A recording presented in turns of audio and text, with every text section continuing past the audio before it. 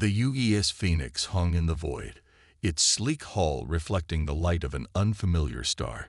Captain Ju Kim stood on the bridge, her eyes fixed on the main view screen as the alien fleet approached. The ships were unlike anything humans had ever built, organic curves and strange protrusions that seemed to serve no obvious purpose. "They're not responding to our hails, Captain," reported Communications Officer Do-Hyun Park, his fingers moving quickly across his console. Juwoo's face remained impassive, but her grip tightened on the command chair. "Keep trying. We came in peace." The Phoenix represented humanity's first venture beyond their solar system, equipped with the revolutionary solar flare technology. What should have been a historic diplomatic mission was quickly unraveling. Lieutenant Minji Kang at Tactical suddenly straightened. "Captain." Energy signatures spiking across all vessels. Before Juwoo could respond, the first volley struck. The Phoenix shuddered violently, throwing several crew members from their stations. The lights flickered, and emergency alarms blared throughout the ship. "Shields at 60%, shouted Minji. "Evasive maneuvers," ordered Juwoo calmly. "Get us out of here, Ensign Sunwoo." As the Phoenix turned to flee, Juwoo watched 3 crew members' life signs blink out on her display. The hegemony had made their position clear. Humanity was not welcome. "Captain, they're pursuing," Minji reported, her voice tight. 6 vessels, closing fast. Juwoo turned to her first officer. "Taewon, options." Commander Taewon Baek studied the tactical display. "We can't outrun them. Their ships are faster. We could try to reach the asteroid field in Sector 7. It might give us cover." Another blast rocked the ship. This time, the lights went out completely before the emergency systems kicked in, bathing the bridge in a red glow. "Shields at 40%, Minji called out. "One more direct hit like that, and we're in trouble." Juwoo made her decision. "Sunwoo, set course for the asteroid field, maximum speed. Minji, redirect all non-essential power to shields and engines." "What about weapons?" Taewon asked quietly. Juwoo hesitated. The Phoenix carried the experimental solar flare cannon, a technology that had never been tested in actual combat. Using it now would not only reveal their trump card to the hegemony, but might escalate the conflict beyond repair. "Not yet," she replied. "We don't fire unless we have no other choice." The ship accelerated, pushing toward the distant cluster of asteroids. Behind them, the alien vessels followed, firing periodically. Most shots missed as Sunwoo executed a series of unpredictable maneuvers, but those that connected further weakened the shields. In engineering, Chief Engineer Ji-hoon Ryu worked frantically to keep the ship together. "Captain, the power relays to the port shield generator are failing," he reported over the comm. "I'm rerouting through secondary systems, but it's a temporary fix at best." "Do what you can, Ji-hoon," Juwoo replied. "We just need to reach those asteroids." The distance was closing, but not quickly enough. The hegemony ships were gaining, their weapons becoming more accurate with each volley. "Incoming," Minji shouted just as a particularly powerful blast struck the Phoenix directly amidships. The impact threw Juwoo from her chair. She hit the deck hard, tasting blood as she bit her lip. Around her, consoles sparked and crew members struggled to return to their stations. "Shields at 15%, Minji reported, wiping blood from a cut on her forehead. "Multiple hull breaches on decks 3 through 5. Emergency containment fields are holding, but barely." "Casualties?" Juwoo asked, pulling herself back into her chair. 12 confirmed dead, 28 injured, Taewon replied grimly. "We've lost the starboard sensor array and long-range communications." Another hit rocked the ship. This time, part of the ceiling collapsed near the rear of the bridge, crushing a junior officer beneath it. Crew members rushed to help, but Juwoo could tell from their expressions that it was too late. "Shields at 8%, Minji announced. "Captain, we can't take another hit." Juwoo looked at the tactical display. The asteroid field was still too far. They wouldn't make it. "Taewon, she said quietly. "Prepare the solar flare cannon." Her first officer nodded solemnly. "Yes, Captain." "Firing solution?" Ju asked, turning to Minji. "I can target their lead vessel. At this range, the burst will affect the others as well, but I can't predict to what extent." "Do it." As Minji programmed the targeting computer, Ju opened a ship-wide channel. "All hands, this is the captain. Brace for possible power fluctuations. We are about to deploy the solar flare weapon." Throughout the ship, crew members exchanged nervous glances. They had all been briefed on the weapon's theoretical capabilities, but no one knew what would happen when it actually fired. "Solar flare capacitors charge," reported Ji-hoon from engineering. "Power level stable, but I can't guarantee they'll stay that way once we fire." "Understood," Ju replied. She took a deep breath and gave the order. "Fire." For a moment, nothing seemed to happen. Then, a brilliant light erupted from the Phoenix's bow, forming what looked like a miniature sun before surging toward the pursuing fleet. The burst moved faster than any conventional weapon, engulfing the lead hegemony vessel before anyone could react. The effect was immediate and devastating. The alien ship seemed to convulse as energy cascaded across its hull, overloading systems and causing secondary explosions. The nearby vessels suffered similar effects, though less severely, their formations breaking as they struggled to maintain control. On the Phoenix, the power grid fluctuated wildly. Lights flickered, consoles reset, and for a brief moment, artificial gravity failed, sending unsecured objects floating through the air. "Status report." Ju called out once systems began to stabilize. "The lead hegemony vessel is gone," Minji said in disbelief. "The others appear severely damaged. They've stopped pursuit." The solar flare cannon exceeded projected energy output by 300%, Ji-hoon reported. "We won't be able to fire it again without major repairs." Ju nodded, taking in the information. They had survived, but at what cost? First contact had turned into first combat, and humanity had just revealed itself as a force to be reckoned with. "Resume course for the asteroid field," she ordered. "We need to make repairs and assess our situation." As the Phoenix limped away, Ju looked back at the disabled alien fleet. The hegemony had learned something today about humanity. She only hoped that the lesson wouldn't lead to a war that neither side could afford. "It's not a weapon, Director Junho. It's an energy system," insisted Dr. Gyunki Lee, 5 years earlier in the Lunar Research Facility. He gestured at the complex holographic model floating between them, its miniature sun pulsing with controlled bursts of energy. Director Junho Choi paced around the holographic display. "The board sees it differently. The ability to generate a controlled solar flare has obvious military applications. The Lunar Lab was humanity's most advanced research facility, built into the moon's Tycho crater. Through the reinforced windows, Earth hung as a blue marble against the blackness of space, seemingly peaceful from this distance." "That wasn't my intention," Hyunki pushed back. "This technology could power our colonies for centuries." "And it will," assured Junho. "But Earth defense also sees its potential, especially after the Ganymede telescope detected those energy signatures from the Cygnus sector." Hyunki sighed. He knew he was fighting a losing battle. For 3 years, he had led a team developing what they called the Artificial Solar Corona Project. The technology could create controlled plasma bursts similar to solar flares, containing them in magnetic fields to harvest clean energy. "The Phoenix will carry your technology as its primary power source," continued Junho.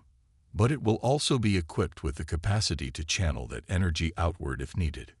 "You're building a gunship disguised as a diplomatic vessel," said Hyunki. "I prefer to think of it as ensuring our diplomats have a strong negotiating position," replied Junho with a thin smile. Hyunki turned away from the director, walking toward the lab's observation deck. Below, dozens of scientists worked on various aspects of the project. His wife, Dr. Sumi Park, was leading a team testing the magnetic containment fields. "You knew this might happen when you applied for government funding," Junho said, following him. Nothing comes without strings. I hoped we had moved beyond turning every scientific breakthrough into a weapon, Hyunki replied. Junho joined him at the window.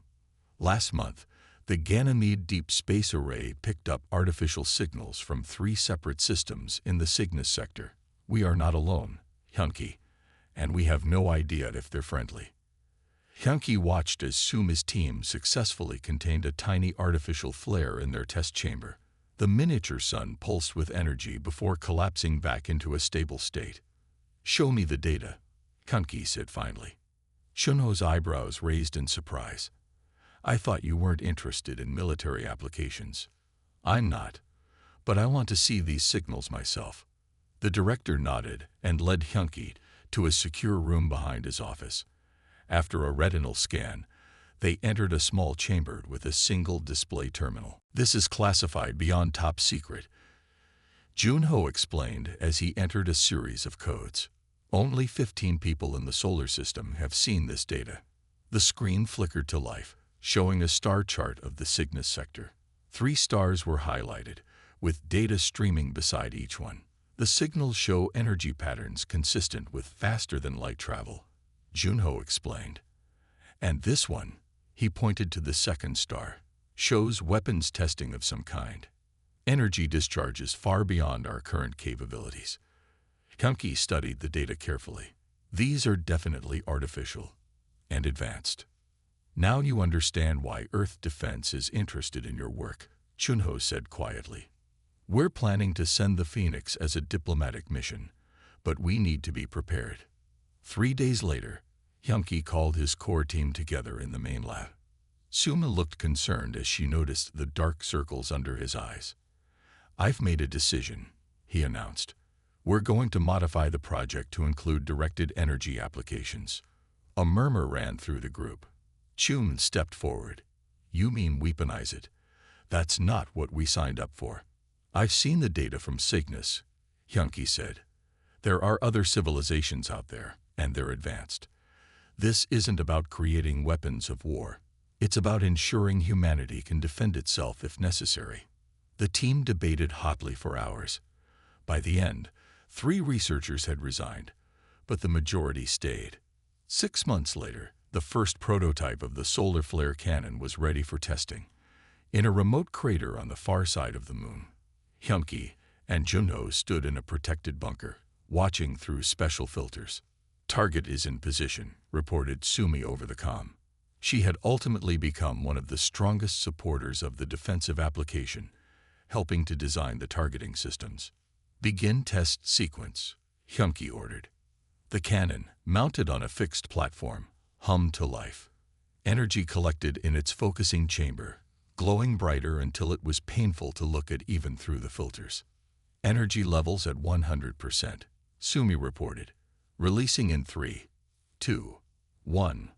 A concentrated burst of plasma erupted from the cannon, striking an unmanned satellite positioned 50,000 kilometers away.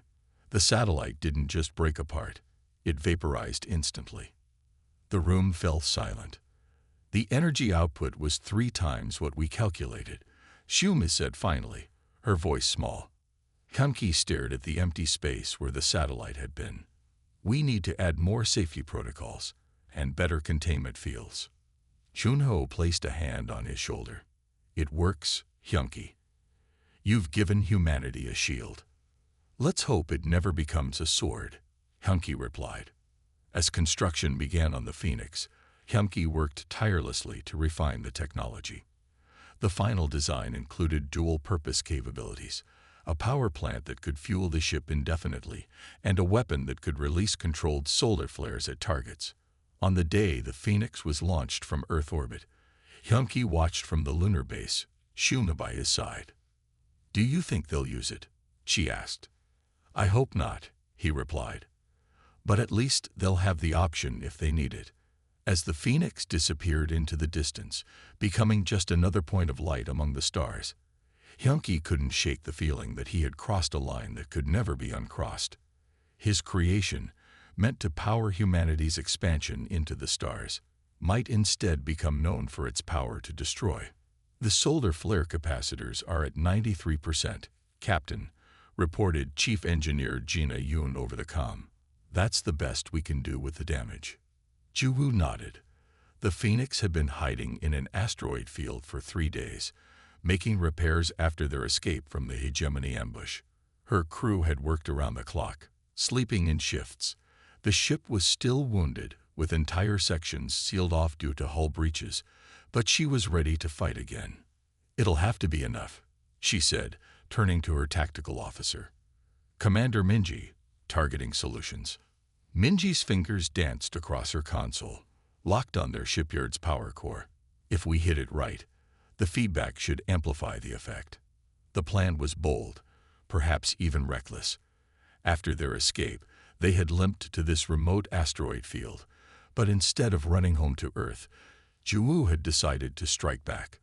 The hegemony shipyard orbiting the fourth planet was their target, a massive structure responsible for building the very warships that had attacked them. "All hands, battle stations," ordered Juwoo. "Ensign Sunwoo, take us in, full impulse." Throughout the ship, crew members moved with purpose. In sickbay, Dr. Hanul Ko secured his patients and prepared for new casualties. In engineering, Gina ran final checks on the solar flare systems. On the bridge, Taewon Baek stood at Juwoo's right hand, his face grim but determined. "Are we really doing this, Captain?" he asked quietly. "They need to learn that attacking humanity has consequences," Juwoo replied, her eyes fixed on the main screen. "We can't run home with our tail between our legs. Not if we want a future among the stars." The Phoenix emerged from the asteroids like a predator from tall grass. Its damaged hull plates had been patched with mismatched materials, giving it a scared appearance. The ship accelerated toward the unsuspecting shipyard, which hung in orbit, its docking arms extended like the legs of a massive spider.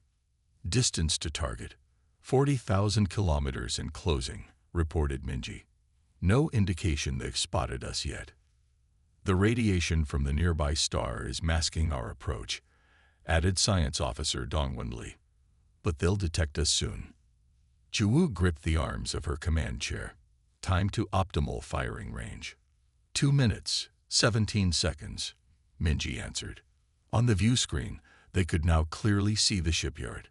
It was enormous, at least 5 kilometers across, with a dozen half-built hegemony warships attached to its frame. Around it, smaller vessels moved like worker bees, ferrying materials and personnel. "They've seen us," Taewon said suddenly. "Look." 2 patrol ships broke away from the shipyard, moving to intercept. They were small, about a quarter the size of the Phoenix, but their weapons could still cause damage to the already wounded Earth vessel. 30 seconds to optimal range, Minji reported. "The patrol ships will intercept before we reach it." "Evasive pattern Delta," ordered Juwoo. "Sunwoo, keep us on course for the shipyard, but make it hard for them to hit us." The Phoenix began to weave, its course unpredictable, but still moving steadily toward the target. The patrol ships opened fire, energy beams slicing through space where the Phoenix had been moments before. "Return fire, conventional weapons only," Juwoo commanded. "Save the solar flare for the shipyard." The Phoenix's point defense turrets came alive, sending pulses of energy toward the interceptors. One shot connected, sending the smaller ship spinning away, trailing debris. "In range," called Minji. "Solution locked." "Fire the solar flare cannon," commanded Juwoo. For a brief moment, the lights on the bridge dimmed as power was diverted to the weapon. Then, from the specialized emitter array at the front of the ship, a concentrated burst of energy erupted, not a beam or a bolt, but a contained piece of star stuff, a miniature sun hurled like a spear. The space between the ships seemed to ripple as the concentrated burst of plasma, identical in composition to a star's eruption, bridged the gap. When it struck the shipyard, the energy cascaded through connected systems, creating a blinding flash that temporarily overwhelmed the view screen filters. "Filters to maximum," shouted Taewon as the bridge crew shielded their eyes. For nearly 10 seconds, No one could see anything but white light. When the filters finally adjusted, what they saw left them speechless. The shipyard was gone. Not damaged, not broken, simply gone, replaced by an expanding cloud of superheated gas and debris. The patrol ships nearest to it had been vaporized as well. Further out, hegemony vessels drifted powerless, their systems overloaded by the electromagnetic pulse that had accompanied the blast. As the light faded, Ju stared in shock. Not only had the shipyard been destroyed, but the electromagnetic pulse had disabled vessels and communications relays across 3 star systems. According to the long-range sensors, hegemony installations as far as 2 light hours away had gone dark. "I think we got their attention," whispered Sunwoo. No one spoke for several long moments. They had expected to damage the shipyard, perhaps even destroy it. But this was beyond anything they had anticipated. "Status report," Ju finally said, her voice steady despite the tremor she felt inside. "The solar flare system is completely drained," reported Gina from engineering. "We won't be able to fire again without major repairs and a full recharge cycle. All enemy vessels within sensor range appear to be disabled," added Minji. "No signs of active weapons or engines." Ju stood and walked to the front of the bridge, staring at the destruction they had caused. Dr. Hyunki Lee's creation had proven far more powerful than anyone had imagined. They had not just struck a blow against the hegemony. They had announced humanity's presence to the galaxy in the most dramatic way possible. "Set course for the edge of the system," she ordered. "Keep sensors at maximum. I want to know the moment any hegemony ship regains power." As the Phoenix turned away from the expanding debris field, Ju couldn't help but wonder what would come next. They had survived the ambush. They had struck back with unexpected force. But the war, if that's what this was now, was just beginning. "Send a tight beam message to Earth," she told Doyun. Tell them the Phoenix has shown its fire, and the stars themselves have taken notice." Behind them, the remnants of the shipyard continued to expand outward, a new nebula born from the death of hegemony pride. The conference room aboard the Phoenix was tense. Seated across from Captain Ju were representatives from 2 hegemony factions and 3 previously unknown species who had reached out after witnessing the solar flare weapon's capability. The air recyclers hummed quietly, struggling to manage the different atmospheric needs of the diverse beings gathered around the large oval table. "The hegemony has dominated space for too long," said Tae-hee, the translator ambassador from the Larillian species. Her skin shimmered with iridescent scales that changed color with her emotions, currently a deep purple of satisfaction. "Your demonstration has given others courage." The hegemony war minister, whose name translated roughly to Bloodfist, slammed his appendage on the table. The thick, armored limb made a sound like a gunshot, causing several humans to flinch. "This is precisely why humans must be contained.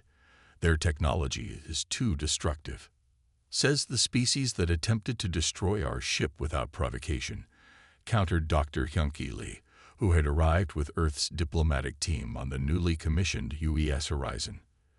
The scientist looked older than when Ju had last seen him, new gray streaks in his hair and lines around his eyes. The weight of his creation clearly weighed on him. Ju raised her hand for silence. "We didn't come to conquer. We didn't even come to fight. But we have demonstrated that humanity will defend itself." "The question," interjected Wu Jin-han, Earth's chief diplomat, "is whether we move forward as enemies or allies." The room fell silent. Ju studied the aliens around the table. Besides Bloodfist, another hegemony representative was present, a slender, almost ghostly figure who had introduced herself as Voice of Reason. She represented the moderate faction that had emerged after the solar flare attack. The other species included Taehee's Larillians, a race of crystalline beings called the Vosh who communicated through light pulses, and the Noor, small, furry creatures with enormous eyes who had suffered under hegemony rule for centuries. The damage to the Cygnus sector was extensive. Voice of Reason said softly, 3 colony worlds are still without power. Thousands died. We regret the loss of innocent life, Ju replied. Our intention was to disable the shipyard, not cause widespread destruction. Yet you did not hesitate to use a weapon you clearly did not fully understand. Bloodfist growled. Dr. Lee leaned forward. The solar flare technology exceeded our projections. It was designed as an energy system first, a defensive weapon second. The Vosh representative, who called himself Clear Light, pulsed rapidly. His translator device spoke in a flat monotone. The hegemony has destroyed entire civilizations for refusing to submit. Our homeworld was one. Now only colonies remain. We find your concern for life selective. Bloodfist rose to his full height, towering over the table. You dare. Sit down, ordered Voice of Reason. He speaks truth, and you know it. The tension in the room was thick enough to cut. Ju exchanged glances with Woojin, who gave a slight nod.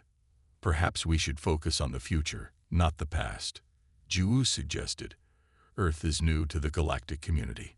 We came seeking friendship and knowledge. And you brought a sun weapon, Bloodfist muttered. A weapon we have used exactly once, in self-defense, Ju countered. What would the hegemony have done in our position? No one answered, but the silence was telling. The Noor representative, a female named Soft Song, spoke up. Her voice was melodic, almost hypnotic. My people have lived under hegemony rule for 12 generations. We have watched our culture and traditions erode. When we saw what your ship did, she paused, her large eyes blinking rapidly. We felt hope for the first time in centuries. Voice of Reason sighed, a strange whistling sound through her breathing slits. The truth is that the Hegemony Council is divided. Some want war with Earth, to crush this new threat before it spreads. Others see an opportunity for change. What kind of change? Asked Woojin. A more balanced relationship between species, Voice of Reason replied. A true alliance rather than domination. Bloodfist snorted. Weakness. The strong rule, as it has always been. And yet here you sit, negotiating. Tahi observed with a ripple of green amusement across her scales. The door to the conference room slid open, and Commander Taewon entered. He leaned down to whisper in Juwoo's ear. Our long-range sensors have detected a hegemony battle fleet approaching. Estimated arrival: 6 hours. Juwoo kept her face neutral as she processed this information. She turned back to the table. It seems some members of your government have decided on war after all, she said, looking directly at Bloodfist. A fleet is approaching. Voice of Reason's color paled. The Supreme Commander must have ordered it without council approval. Then these talks are meaningless, Dr. Lee said. Not necessarily, Woojin interjected quickly. If we can reach an agreement before they arrive, present a united front. Bloodfist laughed, a harsh barking sound. You think the Supreme Commander will turn back because of words on paper? He commands 200 warships. And we command the solar flare, Ju said quietly. The room went silent again. You would use it again? Voice of Reason asked. After seeing its power. Ju met her gaze steadily. To protect Earth and any allies we make here today. Yes. Tahi's scales rippled with blue approval. The Lyrillians stand with Earth. Clear Light pulsed agreement. The Vosh as well. And the Noor, added Soft Song. Voice of Reason looked at Bloodfist, who remained stone-faced. Finally, she spoke. The moderate faction of the hegemony will support a new alliance, but the Supreme Commander controls the military. Not all of it, Bloodfist said unexpectedly. Everyone turned to him in surprise. I command 30 ships in the approaching fleet. If I order them to stand down. He left the implication hanging. Why would you do that? Ju asked suspiciously. Bloodfist fixed his 4 eyes on her. Because I have seen your weapon's power. Because war with humans would be costly. Because, he hesitated, because perhaps Voice of Reason is not entirely wrong about change. Woojin seized the moment. Then let us draft an agreement quickly. A new alliance of equals. with mutual defense provisions. As they worked through the details, Ju watched the strange collection of beings around the table. Enemies becoming allies, oppressors acknowledging the need for change, all because of one devastating burst of energy that had changed the balance of power. When they finished, 6 representatives placed their marks on the document, the first interstellar alliance that included humanity. As they filed out to prepare for the approaching fleet, Dr. Lee remained behind with Ju. "When I created the solar flare technology, I never imagined it would lead to this," he said quietly. "Peace through strength," Ju replied. "Not how I would have chosen to introduce ourselves to the galaxy, but here we are." "Let's hope the Supreme Commander sees reason," Lee said. Ju nodded. "And if not, we'll show him fire." The Phoenix's sensors detected the Hegemony warfleet long before they arrived. 12 battlecruisers against 2 human vessels, the Phoenix and the Horizon. The massive ships appeared on the view screen as red dots, growing larger with each passing minute. "They're hoping to make an example of us," said Ju to her bridge crew. "Show the rest of the galaxy what happens to upstarts." The crew moved with quiet efficiency, preparing battle stations. This time was different. Allies were watching. Representatives from the Lurillians, Vosh, and Noor remained on board as observers, while Voice of Reason and Bloodfist had returned to their own ships to attempt to reason with the Supreme Commander. "Signal from the Hegemony flagship," reported Communications Officer Doyan. "Text only. It says, 'Surrender or be destroyed.' No terms." Ju exchanged looks with Wu Jinhan, who stood at her side. The diplomat nodded grimly. "Send our response," she ordered. "Tell them, we stand with our allies. The era of hegemony dominance is over. Join us or stand aside." "Message sent," confirmed Doyan. Minutes ticked by. The enemy fleet continued its approach, now close enough to see their detailed configurations on the screen. Leading them was the Supreme Commander's vessel, twice the size of any other ship, bristling with weapon emplacements. "Any word from Bloodfist's ships?" Ju asked. "Nothing yet," Doyan replied. "They're maintaining formation with the main fleet." Taewon leaned closer to Ju. His promise may have been empty. "We'll see," she replied. "Solar flare systems are fully operational," reported Gina from engineering, her voice clear over the comm. "Capacitors charged to maximum." Ju nodded. "This time, we're not aiming to destroy. Minji, target their propulsion and weapons systems only. Surgical strikes." Minji looked up from her console. "Captain, we've never attempted such precise targeting with the solar flare weapon. It's designed for broad discharge." "Dr. Lee has modified the emitter array," Ju explained. "We can focus the burst into narrower beams. Less power, more control." On the neighboring vessel, the Horizon, Dr. Lee himself monitored the modified system. The scientist had insisted on being present for this confrontation, feeling responsible for whatever happened next. 10 minutes to weapons range," announced Minji. Still no change in the enemy formation. Ju took a deep breath. "Open a channel to all allied ships." Doyan worked his console. "Channel open. This is Captain Ju Kim of the UES Phoenix. Stand ready. We will engage the Hegemony fleet if they open fire. Target engines and weapons only. We want to disable, not destroy." Acknowledgments came in from the handful of allied vessels that had joined them. 2 Lurillian cruisers, a Vosh scout ship, and a small but nimble Noor vessel. They were outmatched, but not without hope. 5 minutes to weapons range, Minji reported. The view screen suddenly flashed with alerts. "Movement in the enemy fleet," called out Taewon. 30 ships are breaking formation. "It's Bloodfist's contingent," confirmed Doyan, listening to incoming transmissions. "They're positioning themselves between us and the main fleet." A new message appeared on the communications display. "Supreme Commander refuses alliance terms. We stand with new order. Prepare for combat." Ju felt a surge of hope. Bloodfist had kept his word. The Supreme Commander's response was swift and brutal. His fleet opened fire, not on the human vessels, but on Bloodfist ships, treating them as traitors. All vessels, defensive positions, ordered Juwu. Prepare to engage.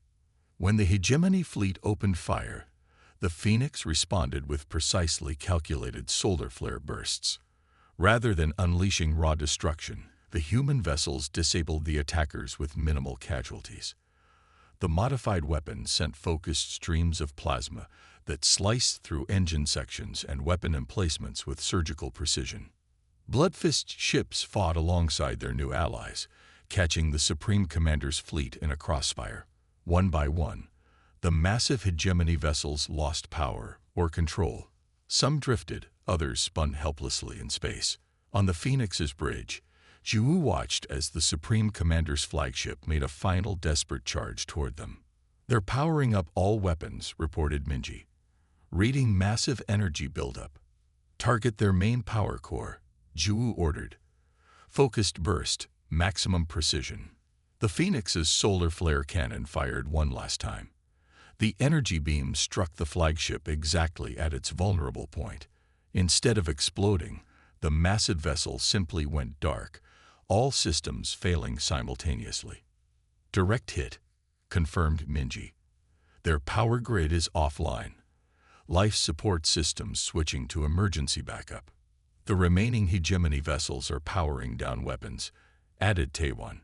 "They're standing down." A cheer went up across the bridge. They had won, and with minimal loss of life on either side. The demonstration of power had been made, but tempered with mercy, a message that would spread across the galaxy. 3 months later, the Phoenix led a mixed fleet back toward Earth. In its wake followed ships from 7 different species, including reformed elements of the hegemony. What had begun as a simple diplomatic mission had transformed into the founding of a new galactic alliance.